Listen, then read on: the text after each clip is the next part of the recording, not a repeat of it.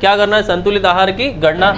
संतुलित आहार में सबसे पहला टाइप हमारा क्या है? शुष्क पदार्थ की मात्रा। क्या पढ़ा? अब शुष्क पदार्थ की मात्रा आपके पास है 100 किलोग्राम। कितनी है? 100 किलोग्राम। तो 100 किलोग्राम शरीर भार होगा तो आपको कितना कितना शुष्क पदार्थ उसको देना है। जैसे आपके पास देखे तो पशु के 2 कैटेगरी है। कितनी है? गाय है, संकर गाय है, बेल, ओसर, बछिया व सांड। ये लोगों को आपको कितना देना है? 2.5 किलोग्राम। यदि इनका वजन 100 किलोग्राम है तो आपको कितना देना है राशन? मान लीजिए कोई संकर गाय है, उसका वजन 500 किलोग्राम है, तो बताइए उसको कितना शुष्क पदार्थ देंगे? तो 500 गुणा कितना कर देंगे? 2.5। तो टोटल आपका निकल के आ जाए कितना? 10। तो आपको कितना किलोग्राम आहार देना है इसको? 10 किलोग्राम शुष्क पदार्थ देना है। दूसरा आपके पास है भैंस। कितना है? तो भैंस को 100 किलोग्राम शरीर भार पर आप कितना राशन देना है? 3 किलोग्राम।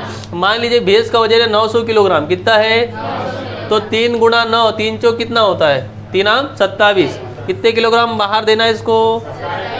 हालांकि 900 किलोग्राम 9 क्विंटल के आसपास की भैंस कोई होती नहीं है, पर यदि प्रश्न पूछ ले तो, है ना, समझ गए बात को। एक अपवाद एक हो सकता है कि 900 किलोग्राम मतलब 9 क्विंटल की भैंस। पॉसिबल नहीं इतनी मोटी भैंस होना, पर प्रश्न में पॉसिबल कर देता हूँ। प्रश्न तुम्हारे पूछे तो ठीक 9 क्विंटल की भैंस होती कि नहीं होती है, समझ गए। फिर अपन देखेंगे तो रावत या दाने की मात्रा। इसमें हमने देखा पशु यदि गाय होगी, क्या होगी? तो उसको जीवन निर्वाह के लिए 1 किलोग्राम राशन चाहिए, प्लस में 3 किलोग्राम उत्पादन राशन के अलावा। ठीक है, इसमें इसको कंफ्यूज हो जाओगे, इधर पहले इसको समझो। गाय है क्या है? जीवन निर्वाह। तो जीवन निर्वाह के लिए कितना राशन चाहिए? 1 किलोग्राम। संकर गाय को जीवन निर्वाह के लिए कितना चाहिए? 1.5 किलो। भैंस को कितना चाहिए? 1.5 किलोग्राम। गाभिन गाय को कितना चाहिए? 1 किलोग्राम। और गाभिन भैंस को कितना चाहिए? 1.5 किलोग्राम। बेल को कितना चाहिए? 1 किलोग्राम। और भैंस को सांड को कितना चाहिए? 1 किलोग्राम। इसके अतिरिक्त आप देखेंगे प्लस कर दिया, मतलब जो उत्पादन राशन है इनके अतिरिक्त दिया जाता है। जैसे पशु की उत्पादन क्षमता 3 किलोग्राम है और वो गाय है तो आपको 1 किलोग्राम राशन देना है प्रति 3 किलोग्राम दूध उत्पादन पर। यदि भैंस संकर गाय है तो प्रति 3 किलोग्राम दूध उत्पादन पर 1 किलोग्राम राशन देंगे। यदि वो भैंस है तो 2.5 किलोग्राम दूध पर 1 किलोग्राम देंगे। ठीक है, यदि वो गाभिन गाय है तो आपको कितना देना है? उत्पादन राशन के ये तो देना ही देना है, लेकिन इसके अतिरिक्त आपको क्या देना है? 1 किलोग्राम भ्रूण विकास के लिए देना है। ठीक है, बेल के लिए आप क्या देंगे? सामान्य कार्य के लिए ये तो देना ही देना है, साथ में 1 किलोग्राम अतिरिक्त देना है। और सांड के लिए कितना देंगे? 1 से 1.5 किलोग्राम अतिरिक्त। समझ गए बात को। तो प्रश्न क्या पूछेगा? यदि कोई गाय है वो 12 लीटर दूध देती है, 12 किलोग्राम दूध देती है, तो बताइए उसको कितना उत्पादन राशन दिया जाएगा? तो कितना उत्पादन राशन? 3 किलोग्राम पर 1 किलोग्राम, तो 3 का भाग कर दो 12 में, कितना निकल के आएगा? 4। तो एक गाय जो 12 किलोग्राम दूध देती है उसको जीवन निर्वाह के अतिरिक्त जो राशन दिया जाएगा, उत्पादन राशन, वो कितना दिया जाएगा? 4 किलोग्राम। कितना दिया जाएगा? 4 किलोग्राम। बेसिक फंडा क्लियर हो रहा है? ठीक है, तो हमारे दिमाग में क्लिक हो जाना चाहिए कि कौन सा पशु कितना दूध देगा, कौन से पशु को जीवन निर्वाह आहार कितना दिया जा रहा है। समझ गए। ज़्यादा कन्फ्यूजन जो कर रहा है वो धान का कितने % नमी है? 90% नमी है। कड़वी कितने % नमी है? ये नमी है कि शुष्क पदार्थ है? तो भूसा गेहूं का, मटर का, अरहर का, उड़द का हो तो नमी शुष्क पदार्थ कितना होगा? तो नमी कितनी होगी? 10। कड़वी में कितना शुष्क पदार्थ है? 88। साइलेज हरे चारे ज्वार मक्का बाजरा जई आते कितने हैं? 30। और साइलेज में बरसीम लुरसन लोबिया ग्वार में कितना है? 20 से 25। हरे और सूखे चारे का अनुपात कितना होगा? 3:1। और खनिज मिश्रण जो है उसमें क्या है? सुपर मिंडीप और केटलमिन, है ना। केटल मतलब क्या है? ठीक है, केटलमिन याद रखा, दोनों ही चीज़ें याद रखना है। ठीक है, ये हमारा एक बेसिक स्ट्रक्चर होता है किसका? पशु आहार का। ठीक है, कॉन्सेप्ट कठिन नहीं है जितना आपको दिख रहा है वो। ठीक है, जैसे आप याद करो तो आपका कुछ चीज़ें मिलेगी। देखो 30 40 40 50 50 60। अब ये मैंने ऐसा क्यों बोला? इसको याद इसलिए बोला है क्योंकि ये तो आपको ऐसे ही याद करना है। ये वाला जो है ना, ये ऐसे ही याद करना है। 30 से 40 है ना। जैसे हमको बोला क्या है कि पशु की किस्म क्या है? पशु की, यदि पशु होगा दुधारू, क्या होगा? दुधारू कौन? गाय। तो 30 से 40 ग्राम क्या देना है? सादा नमक। अस्थि चूर्ण कितना देना है? 40 से। खनिज मिश्रण कितना है? ओसर बछिया बछड़े हो गए तो फिर हमको क्या करना है? देखो 20 से 25, 30 से 40 ग्राम और 20 से 30, 20 30 20 30 पे ही घूम रहा है ना, 20 से 25, 30 से 40 और 20 से 30, मतलब इधर जो है इसमें 5 प्लस कर दो तो आखिरी वाला निकल के आ जाएगा। ठीक है, फिर आप 60 में देखो 30 से 40, 40 से 50, 40 से 50, 30 से 40, 40 से 50, 40 से 50। बेल में देखेंगे 40 से 50, 40 से 50, 50 से 60, 40 से 50, 40 से 50, 50 से 60। और गर्भवती गाय भैंस में 30 से 40, 50 60, 50 से 60। ये याद करना आसान, कहाँ कठिन है ज़्यादा।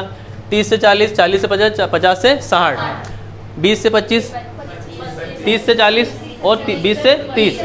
ठीक है, फिर इधर देखो तो 30 से 40, 40 से 50, 40 से 50। बेल 40 से 50, 40 से 50, 50 से 30 से 40, 50 60, 50 60। है कठिन क्या, काम बड़ा आसानी से हो जाएगा।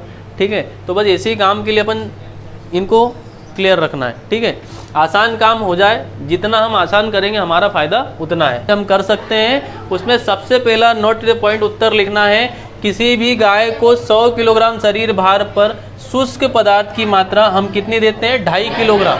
कितनी देते हैं, 2.5 किलोग्राम। अब यदि गाय सूखी होगी, इट मीन्स उसने दूध उत्पादन नहीं कर रही है, तो उस गाय को 100 किलोग्राम शरीर भार पर हमको कितना आहार देना है, दाने के रूप में कितना देंगे, 2 किलोग्राम। लेकिन यदि वो गाय दूध दे रही है, गाभिन है, मतलब गर्भवती है, उसके गर्भ में बच्चा पल रहा है, तो उसको 100 किलोग्राम शरीर भार पर आपको 2.5 किलोग्राम दाना देना है। इसका मतलब यदि उसके शरीर भार 200 किलोग्राम है तो कितना आहार देंगे, 5 किलोग्राम। शुष्क पदार्थ गणना कैसे कर सकते हैं, बोले 2/3 भाग आप मोटे चारे से दें। यदि शुष्क पदार्थ है उसकी कुल पदार्थ कितना दाना देना चाहिए, तो 1/3। यदि 2/3 भाग सूखा चारा दे रहे हैं तो 1/3 भाग हम क्या देंगे, हरा चारा।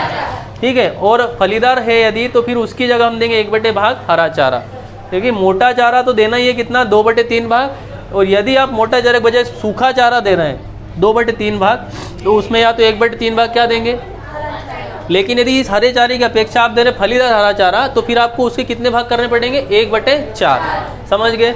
आगे देखें तो हम देखें दाने की मात्रा, किसकी मात्रा, दाने की मात्रा। यदि पशु जीवन निर्वाह कर रहा है, क्या कर रहा है, तो उसको 1 किलोग्राम दाना देना है। क्या देना है, 1 किलोग्राम। तो एक गाय, तुम क्यों झाँक रहे हो, 1 किलोग्राम दाना देना है गाय को जीवन निर्वाह के लिए। वर्धक राशन, वर्धक आहार कितना देना है, 2.5 किलोग्राम। दूध देगी तो 1 किलोग्राम देना है।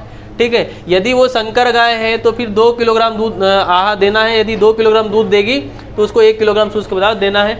मतलब संकर गाय को आहार की मात्रा देसी गाय की अपेक्षा ज़्यादा देना है।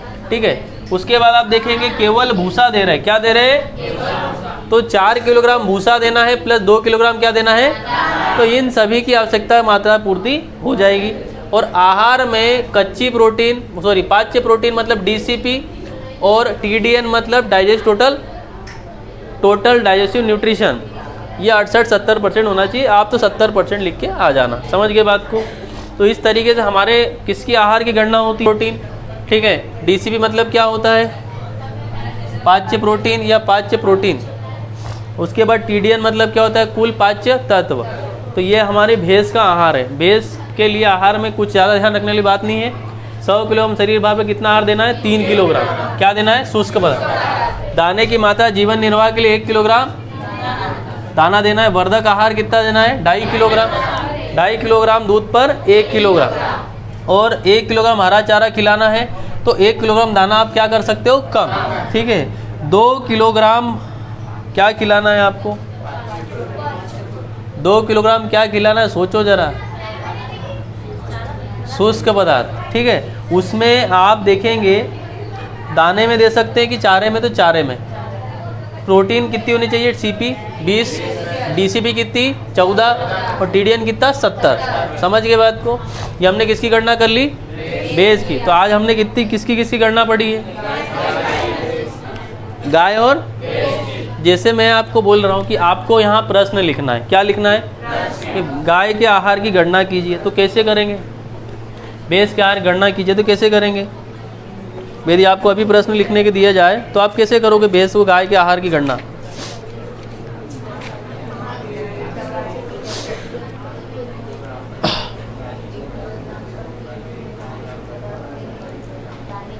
कैसे करोगे गणना, आपको जो पढ़ा है वही लिखोगे ना, तो वही लिखोगे, मतलब हम लिख कब पाएंगे।